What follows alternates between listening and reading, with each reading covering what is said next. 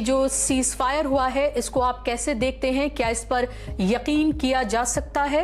अब तो और ज्यादा वो मुनाफे की तरफ बढ़ेगा और सैंक्शन हट जाएंगे, तब तो कोई इमेजिन नहीं कर सकता है कि कितनी बड़ी एक इकोनॉमिक पावर बन के ईरान उठेगा। पाकिस्तान जो इसमें सीज फायर में एक तरह से क्रेडिबल पीस मेकर के तौर पर सामने निकल कर आया है, ये रोल भारत भी अदा कर सकता था। पॉलिटिकल लेवल पे वो पूरी तरह से फेल है, डिप्लोमेटिक लेवल पे वो पूरी तरह से फेल है, जियो पॉलिटिकल उनके साथ कोई खड़ा ही नहीं हुआ।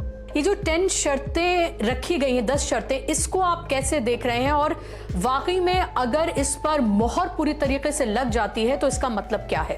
कि अल्टीमेटली इजराइल को ऐसी पोजीशन पे ले आना कि वो लेबनान के मामले में, गाजा के मामले में भी सरेंडर कर दे। कि जंग सिर्फ हथियारों से ही नहीं, जज्बे से किस तरह से लड़ी जाती है वो ईरानी लोगों ने दिखाया। कि प्रो इजराइल, प्रो अमेरिकन जो फॉरेन पॉलिसी इंडिया की थी वो फेल।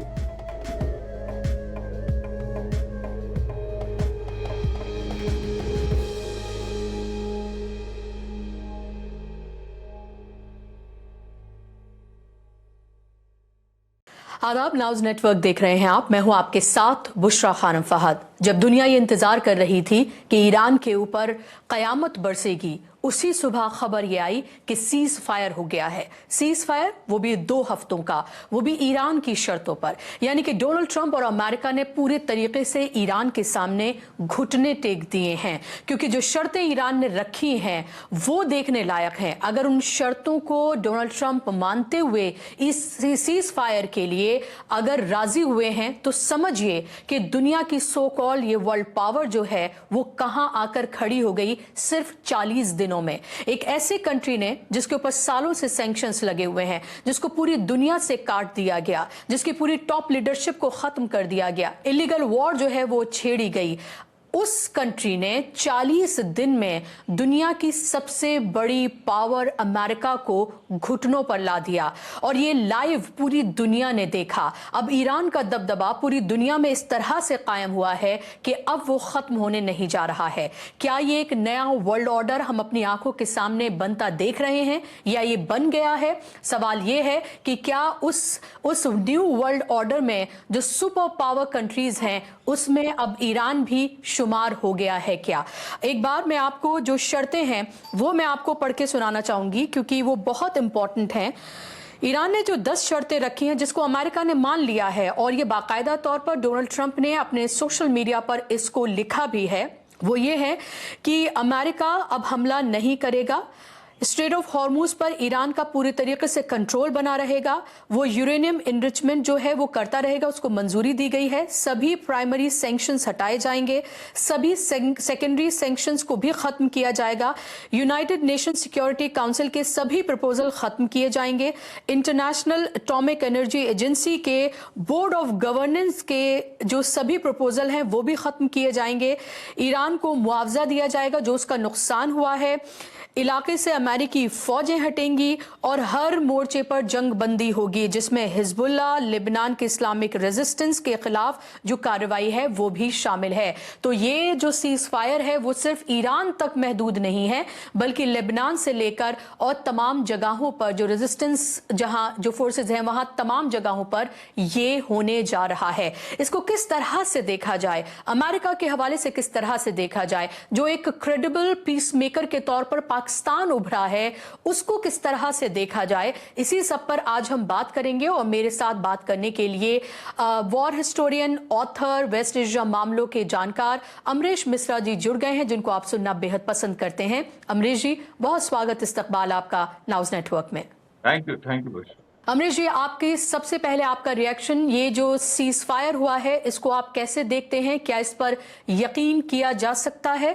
दूसरा मेरा सवाल कि क्या इस सीज फायर में इजराइल की कोई भूमिका है? क्योंकि अपने उस पूरे ट्वीट में, उस पोस्ट में इजराइल या नेतन्याहू का नाम डोनाल्ड ट्रंप ने नहीं लिया है। क्या मायने हैं इसके? देखिए, इजराइल को सबसे बड़ा नुकसान हुआ है क्योंकि इजराइल पूरी तरह से इक्वेशन से बाहर है इस समय। ये जंग शुरू हुई थी, इजराइल अमेरिका ने जो 28 फरवरी को इमाम खामनेई का असैसिनेशन किया था, जिसमें इजराइल का बढ़ चढ़ के हाथ था, और पूरी जंग में इजराइल ने सैकड़ों असैसिनेशन किए। कम से कम 100 से ऊपर ईरान के जो मिलिट्री लीडर्स हैं, IRGC के लोग हैं, वो पॉलिटिशियंस हैं, उनका असैसिनेशन हुआ है, अभी तक हुआ है, ये परसों तक। और मोसाद इसमें बहुत परफेक्ट माना जाता है कि वो असैसिनेशन की राजनीति कर सकता है। लेकिन इजराइल एक चीज भूल गया, असैसिनेशन इज नॉट पॉलिटिक्स। जब आप एक असैसिनेशन आपने किया, उसके बाद ये जो प्रिजम्पशन था, और ये नेतन्याहू ने ट्रम्प को बताया था कि इमाम खामनेई का असैसिनेशन हो जाएगा और भी टॉप लीडर्स का असैसिनेशन हो जाएगा तो रिजीम कोलैप्स हो जाएगी। रिजीम कोलैप्स नहीं हुई, बल्कि ईरान ने फाइट बैक किया। फिर ये हुआ कि लारिजानी का असैसिनेशन कर दिया जाए और वहां पर प्रोटेस्ट उभर जाएंगे, लेकिन मतलब वहां पर प्रोटेस्ट फिर से शुरू हो जाएंगे। और मोसाद जो अपना उनका नेटवर्क है ईरान में, बहुत जबरदस्त नेटवर्क है, और हमने देखा जनवरी में। लेकिन अब सवाल यहाँ पे ये था कि लारिजानी वो इंसान थे जिन्होंने उस प्रोटेस्ट को एक तरह से लीड किया था दबाने में, जनवरी वाले प्रोटेस्ट को। तो इजराइल ने ये लाइन दी कि अगर लारिजानी को 16 या 17 मार्च को उनका असैसिनेशन हो, अगर उनका असैसिनेशन होता है तो फिर से प्रोटेस्टर्स को हम सड़क पे ले आएंगे। और उसके साथ साथ बासिच के बहुत सारे ऑफिसेज उन पे हमले हुए, पुलिस स्टेशन पे हमले हुए, जो तेहरान के पुलिस चीफ है उनका भी असैसिनेशन हुआ। लेकिन जनता सड़क पे नहीं आई, बल्कि उल्टा हुआ। जो उस समय रमजान चल रहे थे, जो ईरान की सरकार समर्थक जनता, वो सड़क पे आ गई, वो भी इफ्तारी के पहले। तो मैं ये कहना चाह रहा हूं कि इस जंग में, ये ऐसी जंग कभी दुनिया ने नहीं देखी, हाइब्रिड वॉर, इसको हाइब्रिड वॉर कहते हैं। यहाँ पर सिविल रेजिस्टेंस भी हो रहा है। वो कल रात को भी दिखा, जब जनता पावर प्लांट्स के सामने आ गई, जिन पावर प्लांट्स को ट्रंप बम्बार्ड करने की बात कर रहे थे। तो देखिए, अब वॉर का आप लेवल देखिए कि एक तरफ मिसाइल्स चल रही हैं, एक तरफ जनता का मोबिलाइजेशन हो रहा है, सड़क पे जनता आ रही है। दूसरी तरफ उसमें ये भी दिखाई पड़ा, साइकोलॉजिकल डायमेंशन बहुत ज्यादा है, साइबर डायमेंशन बहुत ज्यादा है। एक एक छोटी छोटी घटनाओं पे बड़े बड़े नैरेटिव गढ़े जा रहे हैं। जैसे इस्फहान की लड़ाई, जो वहां पर पायलट गिरा, वहां पर ट्रंप ने इतनी बड़ी प्रेस कॉन्फ्रेंस कर डाली कि एक पायलट को हमने बचाया, लेकिन वो उन पर उल्टा पड़ गया। क्योंकि वो जो उन्होंने कह दिया कि 155 प्लेन लेके हम गए थे, तो कोई मानने को तैयार नहीं कि 155 प्लेन एक पायलट को बचाने के लिए गए थे। वो सीधे सीधे उनकी अंतिम कोशिश थी ईरान का जो एनरिच्ड यूरेनियम है इस्फहान में, उसको उठाना, वहां वो बुरी तरह से फेल हो। तो जो ये प्रेस कॉन्फ्रेंस थी जो ट्रंप की, जो लेटेस्ट प्रेस कॉन्फ्रेंस थी जो अभी हुई, और जिसमें उन्होंने क्लेम किया कि बहुत बड़ा ऑपरेशन अमेरिका ने किया, वो सबसे बड़ा फेलियर निकला। अब देखिए, अजीब तरह की चीजें यहाँ हो रही हैं, डायलेक्टिकल, यानी जो दिखाई पड़ रहा है उससे ठीक उल्टी सच्चाई, उससे ठीक उलट है। और वो सच्चाई ऐसी है कि जो छुप नहीं पा रही, कि ट्रंप ने बखान दिया बड़ा, लेकिन सच्चाई ये है कि अमेरिका फेल हो गया इस्फहान में यूरेनियम उठाने के लिए। और वहां पर अमेरिकन मिलिट्री ने भी ये कह दिया कि देखिए, यहाँ अगर हम स्पेशल कमांडो ऑपरेशन करते भी हैं, एक फेल हो गया है, दूसरा भी हम करते हैं, तीसरा भी करते हैं, तो वो भी फेल होगा। ईरान में लोग चौकस हैं, उनकी सारी जो विंग्स हैं, IRGC, Basij, peoples militia, police commando units, सब कोऑर्डिनेटेड हैं। और वो हमको इस तरह से नहीं होने देंगे जब तक कोई लार्ज स्केल इन्वेजन नहीं होता, यानी एक 3 से 4 लाख अमेरिकन सोल्जर्स नहीं उतरते, तब तक हम स्पेशल ऑपरेशंस के माध्यम से ईरान के यूरेनियम को नहीं छू सकते हैं। या हम ये सोचे कि हम खरग आइलैंड पे कब्जा कर लेंगे, या हम ये सोचे किसी लीडर को मजदूरों की तरह उठा लेंगे, ये सब संभव नहीं है। ट्रंप ने पूरी कोशिश की, जब ये हो गया कि मिलिटरली वो किसी भी एंगल से कामयाब नहीं हो सकते हैं, तब उन्होंने ये हार मानी है। तब फिर जो पाकिस्तान को जो बीच में रखा था, उसके बाद पाकिस्तान से भी जो बात हो रही थी, कल एक खबर आई कि ईरान ने नेगोशिएशंस तोड़ दिए। वो ईरान की प्रेशर टैक्टिक्स थी कि हम नेगोशिएशन तोड़ रहे हैं, हमें बात नहीं करनी है, तो हमारे पॉइंट्स मानो, वरना ये बातचीत खत्म है, और ट्रंप जो भी करना चाहते हैं करके देख लें, हम उसका जवाब देंगे। जब ये पूरी बात आ गई और GCC कंट्रीज भी परेशान हो गई कि ईरान का जो जवाब आएगा बहुत ही खतरनाक होगा, और इसलिए वो भी, उनका भी प्रेशर पड़ गया, तो अल्टीमेटली ट्रंप को मानना पड़ा। ये ट्रंप की बहुत बड़ी हार है।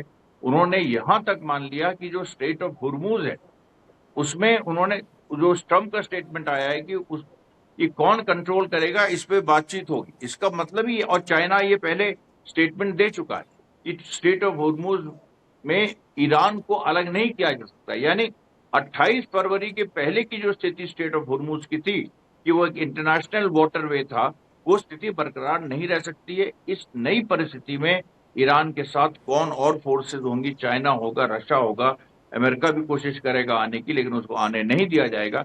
ये सारी बातें ट्रंप ने मान ली। सोचिए, मतलब इससे बड़ा सरेंडर दुनिया में आज तक किसी का नहीं हुआ है। अब ये दुनिया दूसरी है, 21st सेंचुरी है, इसलिए कोई ऐसी सेना लेके ट्रम्प आ रहे थे और वो घुटनों पे आ गए सरेंडर के लिए, तो वो आपको नहीं देखने को मिलेगा। लेकिन इस समय ट्रम्प उसी स्थिति में, अगर ये 200 साल पहले की बात होती या 100 साल पहले, तो ऐसे ही होता।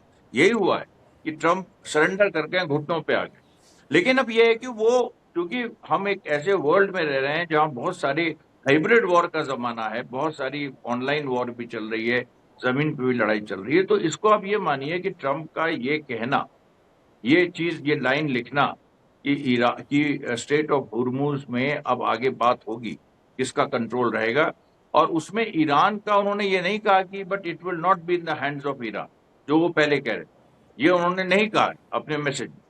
तो ये सीधी बात है कि वो ईरान के आगे झुक गए हैं, और this is earth shattering moment. इसमें देखिए न्यू वर्ल्ड ऑर्डर की जो बात आ रही है, वो कहाँ बात वर्ल्ड वॉर से शुरू हुई थी और कहाँ न्यू वर्ल्ड ऑर्डर की बात आ गई है। उस न्यू वर्ल्ड ऑर्डर में 2 दिन से मैं इस बात को कह रहा हूं कि चाइना, रशिया, ईरान मिल के अब डॉलर को सीधे चैलेंज करेंगे, और वो ये कहेंगे कि स्टेट ऑफ हुर्मुज पे न केवल ईरान, चाइना, रशिया का कंट्रोल होगा, बल्कि जो वहां से जहाज गुजरेंगे वो डॉलर में पेमेंट नहीं लेंगे। जो तेल जा रहा है वो डॉलर में ही पेमेंट हो, ये जरूरी नहीं, बातचीत होगी 2 हफ्ते, और उसमें यौन और रूबल और रुपी भी, जो प्यूटिन का एक फ्रेमवर्क था कि ब्रिक्स का, कि हम बास्केट ऑफ करेंसीज यूज करेंगे, ये चीजें वहां पहुंच गई। किसी ने उम्मीद नहीं की थी कि इतनी जी जल्दी वहां बिल्कुल, पहुंच जाएंगी, बहुत महत्वपूर्ण बात क्योंकि है ये था कि वो तो डिप्लोमेटिक जी बात है, लंबी बात है। अमरीश जी, लेकिन सवाल मेरा ये है आपसे कि ये 10 पॉइंट्स हैं जो ईरान ने अपनी शर्तें दी हैं, जिसको एक तरह से, जो डायरेक्टली ना सही, लेकिन अमेरिका ने, डोनाल्ड ट्रंप ने ये माना है कि वो उनको एक्सेप्ट करके उस पर आगे बातचीत के लिए तैयार है। इसका क्या मतलब है कि सारे सैंक्शंस क्या अब हटेंगे स्ट्रेट ऑफ हॉर्मुज पर? यह कहा जा रहा है कि अब ओमान और ईरान ये साझा तौर पर इसको एक तरह से रन करेंगे, और जो शिप्स वहां से गुजरेंगी उसमें जो पेमेंट है वो जो तय होगा वो लिया जाएगा, जो ओमान और ईरान दोनों में बटेगा। अब वो यूरेनियम एनरिच कर पाएंगे क्या? ये भी अब सवाल उठ रहा है कि क्या अब न्यूक्लियर पावर ईरान को बनने से क्या अब कोई नहीं रोक सकता है? ये जो 10 शर्तें रखी गई हैं, 10 शर्तें, इसको आप कैसे देख रहे हैं? और वाकई में अगर इस पर मोहर पूरी तरीके से लग जाती है तो इसका मतलब क्या है? नहीं, ये तो सीधी बात है कि स्टेट ऑफ हुर्मुज अब ओमान और ईरान मिलके करें, रशिया और चाइना पीछे रहें, जो भी है, अमेरिका का हस्तक्षेप नहीं रहेगा, अमेरिका को छोड़ना पड़ेगा स्टेट ऑफ हुर्मुज। दूसरी बात यह है कि जो सैंक्शंस हैं उनको हटाने की बात हुई है, बिल्कुल उसके डिटेल्स अभी तक नहीं आए, लेकिन ये बड़ी चीज है। 40 साल पुराने सैंक्शंस, वो अगर हट रहे हैं या जिस भी स्तर पे हटे, अभी 2 हफ्ते में बातचीत होगी, जो 2 हफ्ते का टाइम है, इसमें 10 अप्रैल को बातचीत है, तो वहां ये डिस्कशन होगा कि सैंक्शंस किस रूप में हटेंगे। दूसरा, अमेरिका ने कॉम्पनसेशन की बात मान ली, तो वो सोच नहीं सकता था कि अमेरिका कॉम्पनसेशन की बात मान लेगा कि ईरान को हम कॉम्पनसेट करेंगे, जो जो जंग हुई उस पर भी बातचीत हो, उसमें भी तो हर तरह से ईरान ने, देखिए, एक तो ईरान, जैसे अमेरिका और इजराइल का रोज $1 बिलियन खर्च हो रहा था इस जंग में, जो 40 दिन की जंग है, इसमें रोज 1 बिलियन आप रफली लगा ली, अमेरिका और इजराइल का खर्च हुआ है। ईरान का उसका 10% खर्च हो रहा था, क्योंकि ईरान एक अलग तरह की लड़ाई लड़ा था, सस्ते ड्रोन्स थे, मिसाइल्स भी उसकी अपनी थी, तो इसलिए ईरान ऐसी कोई महंगी जंग नहीं लड़ रहा था। इसके लिए वो उसने लंबी तैयारी की थी, सारा पूरा कॉस्ट, एक तरह से कॉस्ट इफेक्टिव जंग लड़ रहा था, और अभी उसको फायदा सबसे ज्यादा हुआ है, क्योंकि 178 मिलियन बैरल जो तेल जंग के बीच में ट्रंप ने रिलीज होने दिया ईरान का, उससे $14 बिलियन का फायदा ईरान को होगा, वो तो पहले की बात है। अभी जो जिस तरीके से जो कॉम्पेंसेशन की बात है, उसमें सीधी चीज है कि ईरान को एक बड़ा अमाउंट मिलेगा। उसके बाद तीसरी बात कि जो स्टेट ऑफ हुर्मुज से जो बीच में भी अभी जो एक तरह से टोल है, वो ऑलरेडी ईरान चार्ज करने लगा था, तो उससे भी उसके वॉर एक्सपेंसेस वो पूरे हो रहे थे।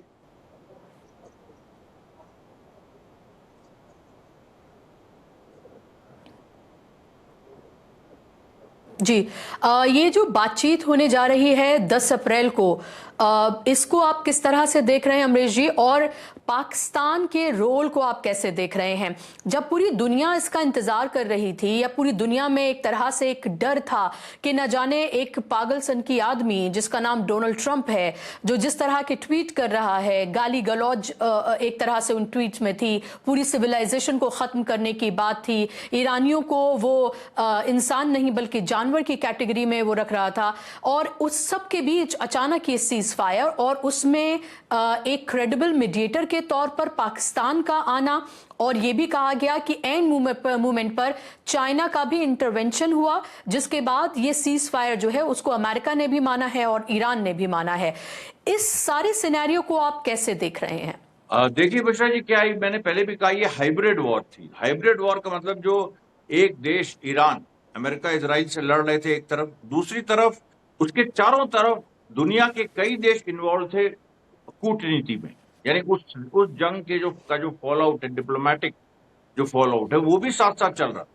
ऐसा बहुत कम हुआ है कि मतलब सेकेंड वर्ल्ड वॉर चल रही हो और जर्मनी और इंग्लैंड, या जर्मनी और रशिया या सोवियत यूनियन उस समय तो वो आपस में लगातार बात कर रहे हो, ऐसा नहीं होता ये। लेकिन जंग का नया फॉर्म जो 21st सेंचुरी में लगातार बातचीत चल रही थी, और उसमें ट्रंप ये देख रहे थे कि जो सैनिक तौर पे हमने, वो कह रहे थे कि हमने बर्बाद कर दिया, हमने उनकी नेवी डिस्ट्रॉय कर दी, हमने एयरफोर्स डिस्ट्रॉय कर दी, हमने उनके कमांड सेंटर्स डिस्ट्रॉय कर दिए, हमने ये कर दिया, हमने वो कर दिया। आप सबने सुना उस चीज को। जब ये ट्रंप कह रहे थे तब वो ये एसेस कर रहे थे पर्दे के पीछे कि हमारे साथ कितने लोग खड़े हो रहे हैं, या हमारी बात में कितने लोग आ रहे हैं। उनकी बात में आप जो ईरान के साथ हैं, चाइना और रशिया, वो तो नहीं आए, चलिए वो तो छोड़िए, पाकिस्तान नहीं आया जो अमेरिका का एक एलाई बन गया है, जीसीसी कंट्री नहीं आए जो पिट रहे थे। जिन जीसीसी कंट्री में अमेरिकन बेसिस को इतनी बुरी तरह से मारा कि उसके हजारों सोल्जर्स डिसलोकेट हो गए, अमेरिका के डिस्प्लेस हो गए, वापस जाना पड़ा उनको, कई लोगों को अमेरिका में, बड़ी बुरी हालत है उनकी वहां। यहाँ पर भी जहां जहां वो भागे, फिर होटलों में ढूंढ ढूंढ के ईरान ने मारा। तो अब यहाँ पर ट्रंप को ये लगा कि यार ये तो हमारे साथ कोई खड़ा नहीं है, हमारे सैनिक जो है उनकी सुरक्षा कोई नहीं है। इब्राहिम लिंकन को पीछे कर दिया ये ईरान ने। जनरल फोर्ड जो है वो तो आया ही नहीं आगे मैदान जंग में। और इजराइल बुरी तरह से पिट रहा है, इतना पिट रहा है कि अभी जो लास्ट प्रेस कॉन्फ्रेंस थी उसमें ट्रंप ने 4 बार कहा कि हम तो एक तरह से इजराइल के लिए लड़ रहे हैं, इजराइल रहेगा ही नहीं। अब ये भी ट्रंप ने 2-3 बार कहा इजराइल रहेगा ही नहीं अगर ये जंग आगे नहीं बढ़ती। तो इसका क्या मतलब? इसका मतलब ये है कि ट्रंप ये देख रहे थे कि भाई पॉलिटिकल लेवल पे वो पूरी तरह से फेल है, डिप्लोमेटिक लेवल पे वो पूरी तरह से फेल है, जियो पॉलिटिकल उनके साथ कोई खड़ा ही नहीं हुआ। तो अकेले वो चाहे जितनी बड़ी सुपर पावर, वो कैसे वो जंग नहीं लड़ सकते हैं, क्योंकि अकेले आपके पास चाहे जितनी बड़ी मिलिट्री हो। और ट्रंप ने 1000 बार कहा कि मेरे पास जो मिलिट्री है वो दुनिया के पास नहीं, मेरे पास जो मिलिट्री है वो दुनिया के पास नहीं। ये बात सच भी है, ठीक है, तुम्हारे पास मिलिट्री है, लेकिन जो इमाम खामनेई ने कहा था कि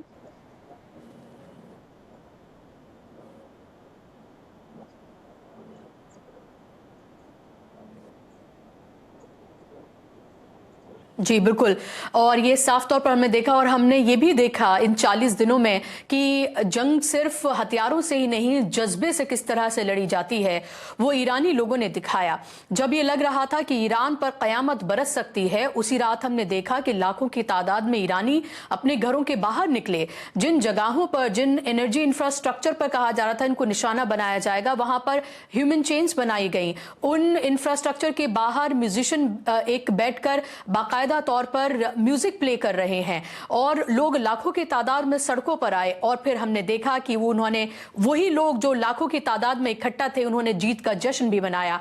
जहां पर एक कैंपेन चलाई गई कि लोग कितना इसमें शामिल होते हैं, जान फिदा, उस पर कुछ ही घंटों में 14 मिलियन लोगों ने रजिस्टर करा दिया अपनी जानों को फिदा करने के लिए, अपने देश के लिए। सवाल यही पूरी दुनिया पूछ रही है, क्या ऐसी कोई तस्वीर या ऐसी कोई भी चीज या कोई भी जज्बा क्या इजराइल या अमेरिका में किसी भी तरीके से देखने के लिए मिला? तो ना जंग सिर्फ वेपन से नहीं बल्कि एक जज्बे से भी लड़ी जाती है, जो एक शहादत का जज्बा तो है ही, लेकिन अपने देश को बचाने का और एक आर पार की लड़ाई का, वो भी हमने इन 40 दिनों में लगभग हर रोज ईरान में देखा। इस पर तो मैं चाहूंगी कि अमरीश जी आप अपनी बात को रखें, लेकिन अब मेरा सवाल यह है कि आगे दुनिया और कितनी बदलने जा रही है? क्या आपके मन में कोई, दिल में कोई इस तरह का डर भी है कि जब ये 2 हफ्ते का ये सीज फायर है, डोनाल्ड ट्रंप जैसा शख्स क्या कोई धोखा दे सकता है? क्या आपको लग रहा है कि इजराइल अभी भी प्रेशर बना सकता है? क्योंकि उस पूरी ट्वीट में या उस सोशल मीडिया पोस्ट में नेतन्याहू इजराइल का जिक्र नहीं है।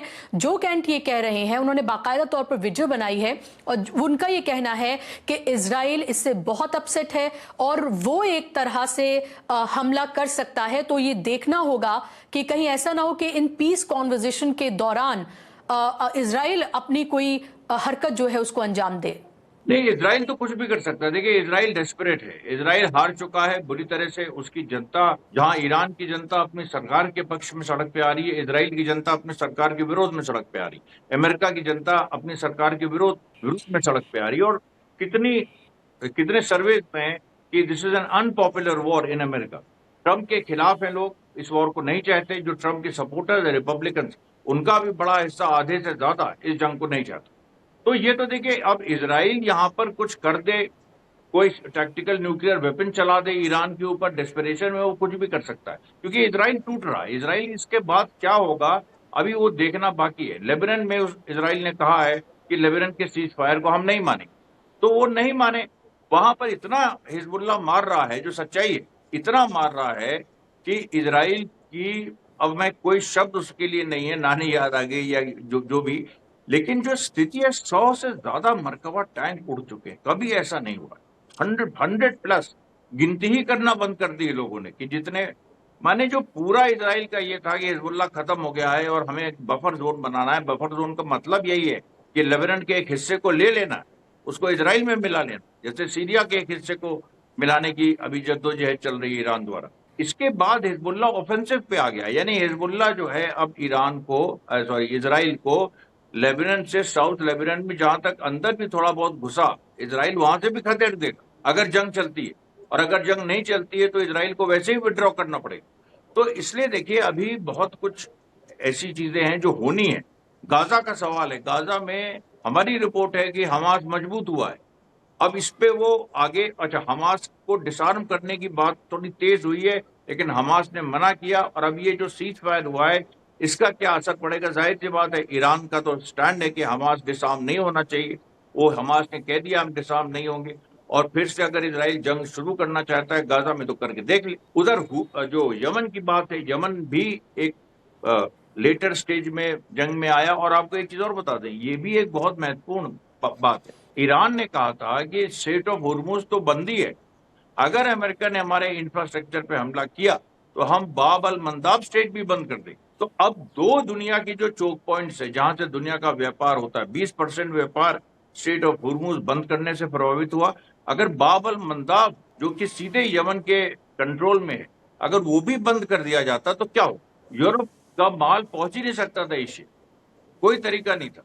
इससे भी ट्रम्प घबरा गए। यानी आप देखिए, हाइब्रिड वॉर कि ईरान जो जंग लड़ रहा है हथियारों से, लेकिन वो एक ट्रेड वॉर भी लड़ रहा है। अपना उसके एलाइज हैं, उनको वो लेवरेज कर रहा है एज अ बार्गेनिंग चिप, कि अगर यहां से अगर अमेरिका ने हमला किया तो हम स्टेट ऑफ मंदाब भी बंद कर देंगे। स्टेट ऑफ मंदाब के बंद करने का मतलब है कि दुनिया का, अगर दोनों हुर्मुज भी बंद रहे, मंदाब भी बंद रहे, तो दुनिया का कम से कम 60% व्यापार ठप। जी, 2-3 मेरे सवाल हैं बस लास्ट में अमरीश जी। एक तो ये कि 2 हफ्ते के बाद जब हम बात कर रहे हैं कि माना कि सीज फायर सिर्फ 2 हफ्ते की ही है, हालांकि कुछ एक्सपर्ट्स का ये मानना है कि 2 हफ्ते से शुरुआत हो रही है, लेकिन उसके बाद ये परमानेंट में भी तब्दील हो सकती है, क्योंकि जो शर्तें ईरान ने रखी हैं, उन शर्तों को अगर अमली जामा पहना दिया जाता है तो इसका मतलब ये है कि ये एक परमानेंट सीज फायर में भी तब्दील हो सकता है। क्या आपको ऐसी उम्मीद है? और अगर ये परमानेंट में तब्दील नहीं होता है और ये सिर्फ 2 हफ्ते के लिए होता है, तो फिर क्या फिर उसी बैक टू उसी पोजीशन में आ जाएंगे जब सीज फायर से पहले वाली? फिर क्या होगा? फिर से वही हमले, वही तमाम चीजें, ये शर्तें मानना? एक थोड़ा सा एक कंफ्यूजन तो पैदा होता है इसको लेकर। नहीं, देखिए, 2 हफ्ते के बाद अगर जंग शुरू भी होती है तो इस तरह की नहीं होगी, पहले की तरह की जो अभी हो रही है, या ट्रम्प पावर प्लांट्स डिस्ट्रॉय कर देंगे, ऐसा नहीं होने वाला है। अब वो जंग होगी तो फिर ग्राउंड ऑफेंसिव अमेरिका को करना करना पड़ेगा, जिसके लिए अमेरिका तैयार नहीं है, पब्लिक सपोर्ट नहीं। तो मेरे ख्याल से ये 2 हफ्ते से ही ये मियाद बढ़ती जाएगी। अभी 2 हफ्ते दिए हैं, ट्रंप कहेंगे 1 हफ्ता और, फिर कहेंगे 1 हफ्ता और इस बीच में जैसे जैसे ये मियाद बढ़ती जाएगी, इजराइल कमजोर होता जाएगा। तो ये देखिए वो है कि अल्टीमेटली इजराइल को ऐसी पोजीशन पे ले आना कि वो लेबनान के मामले में, गाजा के मामले में भी सरेंडर कर दे। ये देखिए एक बड़ी राजनीति जो ईरान इस समय खेल रहा है और जिसको लोग नहीं देख पा रहे, वो ये भी है कि ये जो सीज फायर जब तक रहेगा, ये इजराइल पगलाया रहेगा। इजराइल को दबाना बहुत आसान है और इजराइल को फोर्स करके इजराइल से वो कंसेशन लिए जाएं गाजा और लेबनान में खास तौर पे, और मतलब और सीरिया में भी, जो सीरिया में घुस गया। तो देखिए अभी मैं तो 2 हफ्ते बाद क्या होगा वो तो एक अलग सवाल है, लेकिन बात यह है कि 2 हफ्ते में क्या हो जाएगा। 2 हफ्ता ऐसे नहीं होंगे बातचीत चलेगी केवल, 2 हफ्ते में भी मिलिट्री मैनूवर्स होंगे, और खासतौर पे Israel versus Iran. Military manoeuvres का मतलब ये नहीं कि सीधे जंग, वो बहुत सारी चीजें हो सकती है। वो दबाव हो सकता है, वो ये भी हो सकता है, कुछ छोटी मोटी झड़पें भी हो सकती है, बहुत कुछ हो सकता है। उसके साथ जीसीसी स्टेट्स में भी देखिए, कल इराक से खबर आई कि कुवैत से एक अमेरिका ने मिसाइल दागी जो कि इराक में गिर गई और बसरा में गिर गई, वहां जनता, निर्दोष लोग मारे गए। अब उसको लेके ये स्थिति है कि कल बसरा की जनता कुवैत के काउंसुलेट पे चढ़ गई, कुवैत का झंडा उतार दिया और ये हुआ कि कुवैत पे हमला करो। तो जीसीसी स्टेट्स भी इन 2 हफ्तों में उनका क्या हाल होगा, बहराइन का क्या हाल होगा, क्या ईरान वापस बहराइन को अपने उसमें लेगा या वहां पर कोई तख्ता पलट होगा। अभी तो ये भी तो देखना है जीसीसी कंट्रीज में क्या होने जा रहा है अभी 2 हफ्ते में, इन्हीं 2 हफ्तों में कुछ तख्ते, तो ये 100% तख्ता पलटेंगे जो। और उसके बाद ये भी हो सकता है कि जो इराक है ये है, और इस तरह के अगर जनता का मूड बनता है तो उनको कैप्चर भी किया जा सकता है। जैसे कुवैत जैसे देश हैं वो तो बहुत ही वनरेबल है, बहराइन बहुत ही वनरेबल है, ओमान के साथ ऑलरेडी ईरान के अच्छे रिश्ते हैं, यूएई बहुत ही ज्यादा वनरेबल है सब। तो इसलिए देखिए अभी 2 हफ्तों में बहुत कुछ वर्ल्ड ऑर्डर जो बदल गया है उसका रूप दिखाई पड़ेगा। अभी ये महत्वपूर्ण है सबसे ज्यादा। जी, तो फिर इसमें सवाल ये कि जो कहा जा रहा है कि जो पूरे अमेरिकन जो बेसिस हैं, जो अमेरिकी सैनिक यहाँ पर मौजूद है, जो शर्त है उसमें एक ये भी शर्त है कि उनको हटाया जाएगा। तो क्या इसका मतलब ये है कि जीसीसी में जितने भी अमेरिकन बेसिस हैं, जो अमेरिकी सैनिक हैं, क्या उनको भी हटाने की इसमें बात की जा रही है? देखिए मुझे लगता है कि इन प्रिंसिपल ट्रंप मान लेगा इस बात को कि उनको हटाया जाए, इन प्रिंसिपल। उसमें लॉजिस्टिक्स इन्वॉल्व है हटाने में, उसमें कई महीने लगेंगे क्योंकि इतने 40,000 सैनिकों को, उसमें से कई तो भाग गए हैं, जो बचे हैं फिर भी 25, 30, 32,000, उनको रिलोकेट करना, उनको कहाँ रखना, तो वो अमेरिका कहेगा मुझे टाइम दो, अभी 1 महीने का टाइम दो, मुझे 2 महीने का, वो एक। लेकिन इन प्रिंसिपल तो शुरू हो गई रिट्रीट, ये बहुत बड़ी बात है। जो एक सालों से अमेरिका की सुपर पावर का एक सिंबल था कि अमेरिका के पास मिडिल ईस्ट में बेसेस है, दुनिया के बहुत सारे देशों में अमेरिका के बेसेस है, ऑस्ट्रेलिया में भी है, यूरोप में भी है, साउथ कोरिया में भी है, जापान में भी है, लेकिन मिडिल ईस्ट में बेस उसका मेन था क्योंकि यहाँ पर इसका मतलब था कि वो पूरे तेल को डोमिनेट कर रहा है, तेल के व्यापार को डोमिनेट कर रहा है। तो मिडिल ईस्ट से अमेरिकन सोल्जर्स का हटना, चाहे जितनी देर लगे, उसकी प्रक्रिया शुरू हो जाएगी इन्हीं 2 हफ्तों। क्या करेंगे फिर कंट्री, यूएई, सऊदी अरब, बहरीन, जो एक तरह से गुलाम बने हुए थे अमेरिका के, इजराइल के भी, और लगातार जिस तरह की रिपोर्ट्स इस पूरे जंग के दौरान आती रहीं, अगर वहां से अमेरिकन बेसिस हट जाते हैं तो इसका मतलब तो ये सीधे तौर पर जो इजराइल एक पावर बनना चाहता था इस जीसीसी में, यहाँ का एक तरह से गुंडा दादा जो बनना चाहता था, अब सीधे तौर पर ये दिख रहा है इन 40 दिन के बाद कि यहाँ पर अगर किसी का राज स्थापित होगा, अगर इसको इस तरह से भी ना देखें तो एक तरह से जो डोमिनेंस है अगर किसी कंट्री का होगा तो वो ईरान का है साफ तौर पर, और उसने अपने ताकत, अपने बलबूते, अपनी सलाहियत पर ये हासिल किया है। बिल्कुल हासिल किया है, और जीसीसी कंट्रीज जो हैं उनको अल्टीमेटली ईरान के सामने उनको झुकना होगा, या झुकना ना भी हम यूज करें, जीसीसी कंट्रीज को ईरान के साथ अपना एडजस्टमेंट नया बनाना पड़ेगा, अदरवाइज और कोई तरीका नहीं है।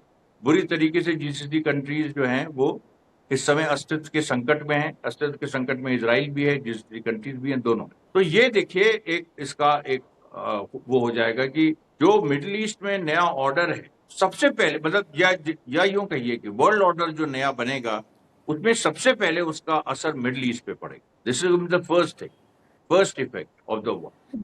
और मिडिल ईस्ट में आप देखिएगा कैसे इंटरनल रिबेलियंस होते हैं या ईरान के साथ नया कन्फिगरेशन होता है, और फिर जो उनकी संपदा है, जो एनर्जी है वहां पर, जीसीसी में एनर्जी सोर्सेज हैं, सब कुछ है, उसमें अमेरिका की भागीदारी कम होने जा रही है।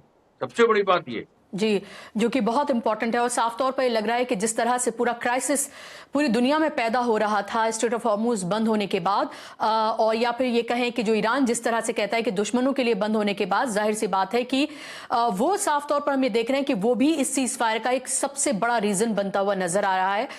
आखिरी मेरा सवाल अमरीश जी, पाकिस्तान जो इसमें सीज फायर में एक तरह से क्रेडिबल पीस मेकर के तौर पर सामने निकल कर आया है, ये रोल भारत भी अदा कर सकता था अगर भारत ने अपनी साइड केयरफुली चूज की होती। अगर वो एक न्यूट्रल एंटिटी के तौर पर होता, तो आप सोचिए कि हम ग्लोबल साउथ का हिस्सा हैं, हम ग्लोबल साउथ का लीडर हम बनना चाहते हैं, हम ब्रिक्स का हिस्सा हैं, और हम इजराइल और अमेरिका के साथ खड़े हुए लगातार हम नजर आए और पूरी दुनिया ने उसको देखा, और इसलिए काफी परेशानियां भी सामने जो आम इंसान है, चाहे वो गैस की हो, तेल की हो, वो किल्लत उसे देखने के लिए मिली। ये रोल पाकिस्तान ने निभाकर हिंदुस्तान निभा सकता था, लेकिन हिंदुस्तान ने कुछ और चुना। इसको आप किस तरह से देखते हैं हिंदुस्तान के हवाले से कि अगर पाकिस्तान जो कि हमारा पड़ोसी है, जिसको दुश्मन देश के तौर पर देखा जाता है, वो अगर पीस मेकर की भूमिका में है, तमाम जो पावर्स हैं वो इस्लामाबाद में इकट्ठा होंगी 10 अप्रैल को। देखिए, इसमें एक पाकिस्तान की मानना पड़ेगा कि डिप्लोमेसी की फील्ड में, फॉरेन पॉलिसी की फील्ड में पाकिस्तान ने एक जीत हासिल की। ये बात, इसमें कोई दो राय नहीं है। इंडिया के पास मौका था, लेकिन इंडिया ने मौका गंवा दिया जब 26 फरवरी को वहां पर इजराइल आप चले गए। तो इसलिए देखिए, इंडिया की फॉरेन पॉलिसी पूरी तरह से फेल है। इस पे हम लोग बहुत लंबे समय से बात कर रहे हैं, लेकिन उसका रिजल्ट आज निकल के सामने आया है कि प्रो इजराइल, प्रो अमेरिकन जो फॉरेन पॉलिसी इंडिया की थी, वो फेल। और इसको एक्सेप्ट करने में कोई भी जो राष्ट्रवादी भारतीय, उसको कोई समस्या नहीं होनी चाहिए। India has failed. ईरान से पेजिशकियान मोदी की बात तक हुई जंग के बीच में, ट्रंप ने भी मोदी को कॉल किया। शायद वो चाहते थे कि मोदी मध्यस्थता करे, लेकिन मोदी की मध्यस्थता नहीं मानी गई। ईरान ने उसको विश्वसनीय नहीं माना, क्योंकि बहुत सारी घटनाएं हुई है, मैं उनको रिपीट नहीं करना चाहता हूं, जिसकी वजह से ईरान भारत को विश्वसनीय नहीं मानता। तो ऐसी पूरी परिस्थिति में इंडिया को अब अपनी फॉरेन पॉलिसी पे पुनर्विचार करना होगा। बहुत सारे हो सकता है इस्तीफे भी हों, नहीं भी होते हैं, जो इस सरकार में बड़ी समस्या है।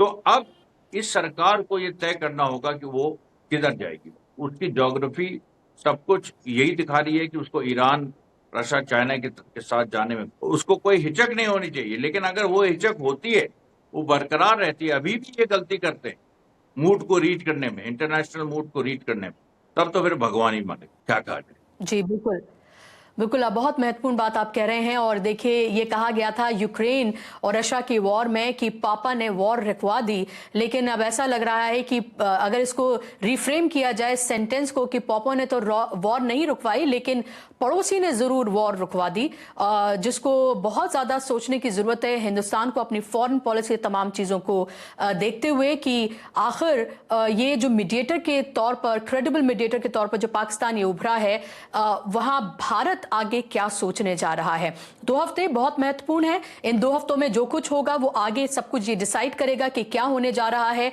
इस जंग का। लेकिन फिलहाल हम ये कह सकते हैं कि एक बड़ी और पॉजिटिव खबर जो है, वो जो इंसानियत में जो लोग यकीन रखते हैं, जंग के जो खिलाफ हैं, उनके लिए भी है। बहुत बहुत शुक्रिया अमरीश जी आपका इस प्रोग्राम का हिस्सा बनने के लिए, वक्त देने के लिए बहुत शुक्रिया। शुक्रिया आप तमाम ऑडियंस का भी। Thank you.